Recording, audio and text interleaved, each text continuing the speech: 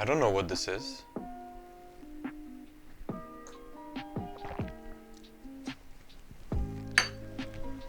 What's up guys, welcome to episode 6 of MTA.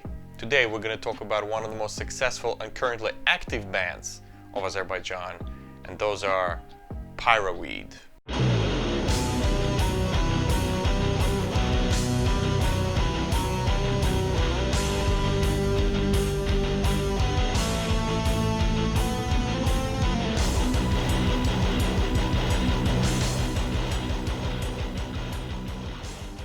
Nijat Hasanzadeh has always been into music, ever since his father would educate him on classic rock records like Black Sabbath, The Purple, The Doors. But the real change happened when he was 11 years old and he heard Rammstein's Sonne song on the TV. This sounds kind of familiar. I think I was about 14 when I saw Rammstein's Sonne song on the TV. That song pretty much changed everything for me and changed my life completely. Wow.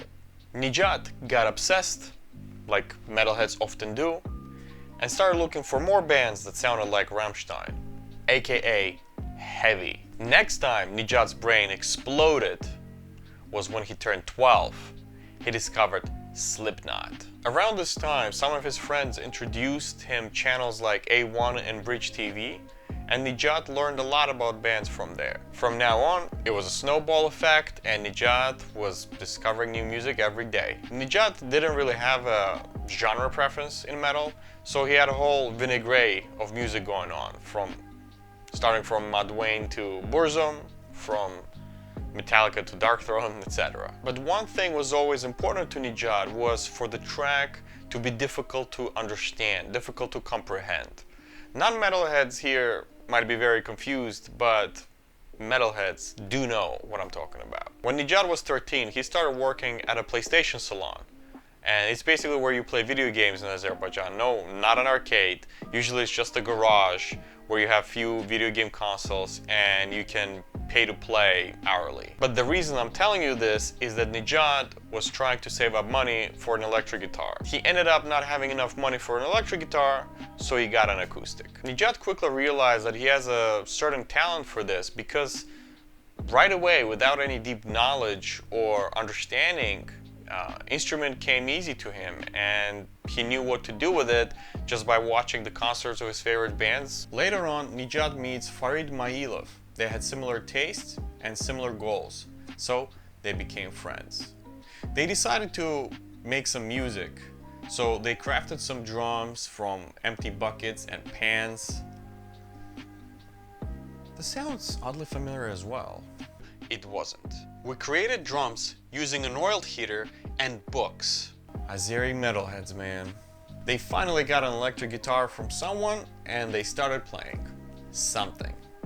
Not sure if it was music, but they were playing something. Meanwhile, Farid started taking lessons from Gena, a guitarist who was playing at Mir, which means peace, rehearsal space. And though Gena slowly disappeared from the scene, Farid and Nijat were introduced to the guys at Mir. Nijat and Farid kept on playing, but couldn't find a drummer, the usual problem of Azeri metalheads. So Nijat decided to try out another instrument, drums. And same thing that happened to him with the guitar happened with the drums. He was a natural. Since then, Nijat practices both instruments, but drums became his main. His soul lays there, as he puts it himself. Slowly, Nijat and Farid left Mir location and started practicing another location, a garage owned by guys from Yopte Porcha. I talked about these guys in my previous episode, check it out. Weird guys, to say the least. So the singer of Yopte Porcha would take money from Nijat and Farid, but wouldn't care how long they would practice and rehearse, which Farid and Nijat took full advantage of. They stayed there all day long. Some more time later, Farid leaves Nijat to join another band called Live or Leave. Nijat was all by himself for now, but not for too long. Very soon, Nijat was invited to play drums in a band called The Seventh Rise. And with Nijat's style of playing, the band actually became a lot heavier. In total, the band only played for 2 years and then got disbanded. Right after that, Nijat joined another band called Serumhatred that played thrash death metal. The band was very progressive, so Nijat got to hone his skills of a drummer. Serumhatred played many shows. They performed in the country of Georgia twice. They had one demo album, one EP, and even had a chance to record a music video.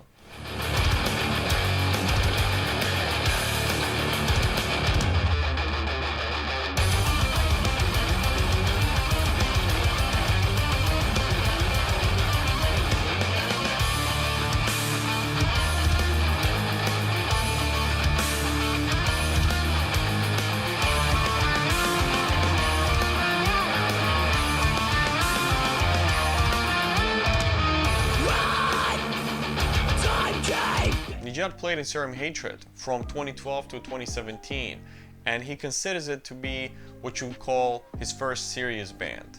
Finally, we get to Pyraweed. Pyraweed was music Nijat always wanted to play.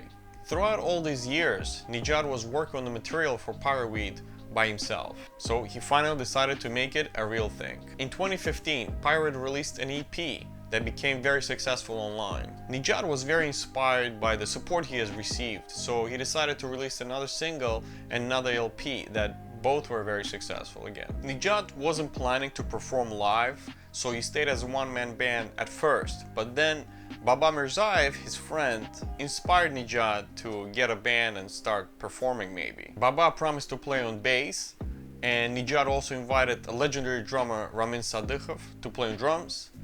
And that was the first act of Pyraweed. Pyraweed played a lot of shows. And of course, as you might have guessed, they smoked a lot of weed. Their rehearsals basically became these 4-hour-long improvs. And even live sometimes, they would depart from their original song and start improvising. Only a year later, Pyraweed sent their application to participate in Metal Battle Tbilisi. It's an annual metal show in the country of Georgia, where 3 countries from Caucasus participate: Azerbaijan, Georgia, and Armenia. And at the end of the performances, people vote for their favorite one. The favorite one gets ticket to go to Wacken, the biggest metal show in the world. Long story short, Pyraweed won and went to Wacken Open Air.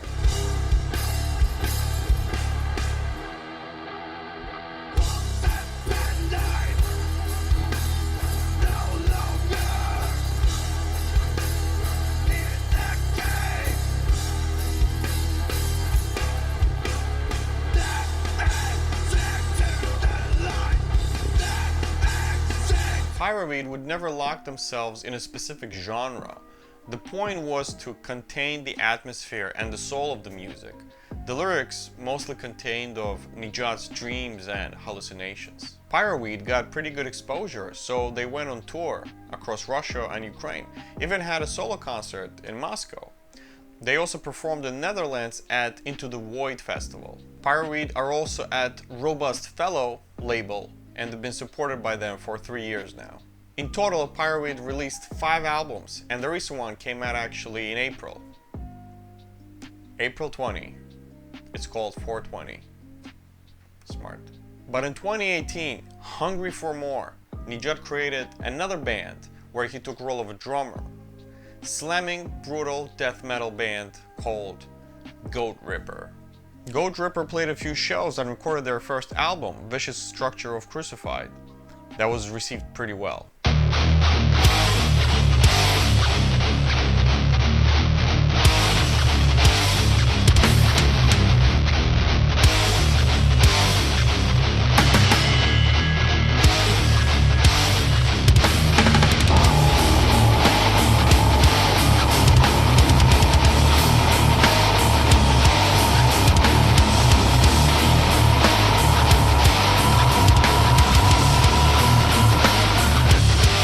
Goat Ripper became pretty popular in Azerbaijan pretty quickly, and they also went to Metal Battle Tbilisi, and guess what?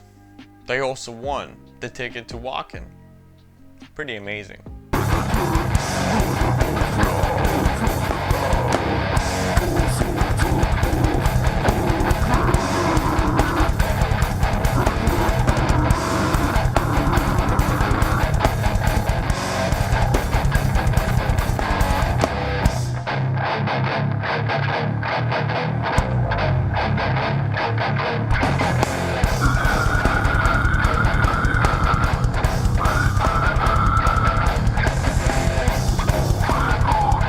can easily say that Pyraweed and Goat Ripper are amongst the most successful bands there ever been in Azerbaijan.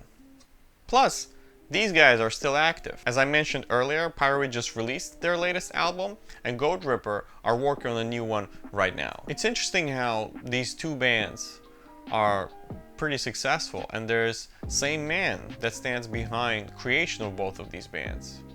So, is Nijat the heart of all of this? I would say yes. The thing is that Nijat isn't the easiest person to work with.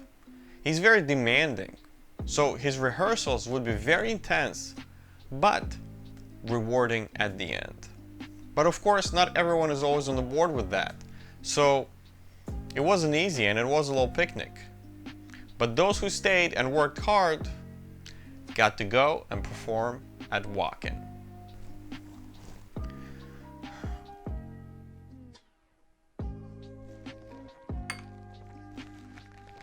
Anyways guys, thank you so much for watching. I appreciate all the support, and I'll see you guys next week. Bye.